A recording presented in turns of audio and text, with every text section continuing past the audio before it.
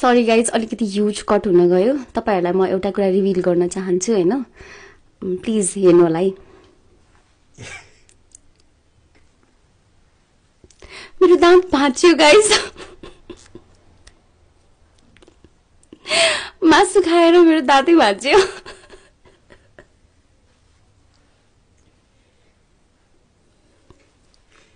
I broke my teeth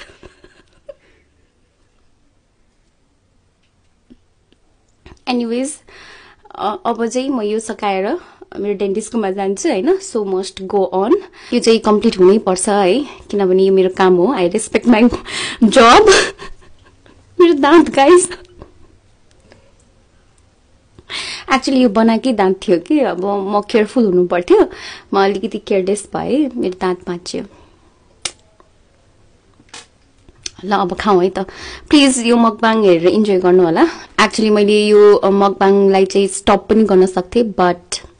मैले तपाईहरुलाई promise गरेको थिए हाम्रो चाहिँ यो वीक भरि 100K स्पेशल हुनेवाला छ भनेर अब गर्नै पर्छ हैन जसरी भए पनि ल म सुरु गरे है त थोते दाँतले भने पनि मासु छपाउनै पर्यो मासु इज लभ ल खाए है गाइज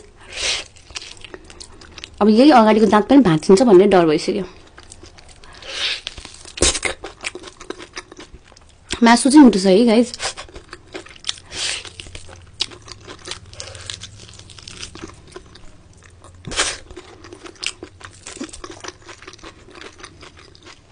कस्तो बोल्यो हट्यो कि मेरो दाँतै भाँच्दियो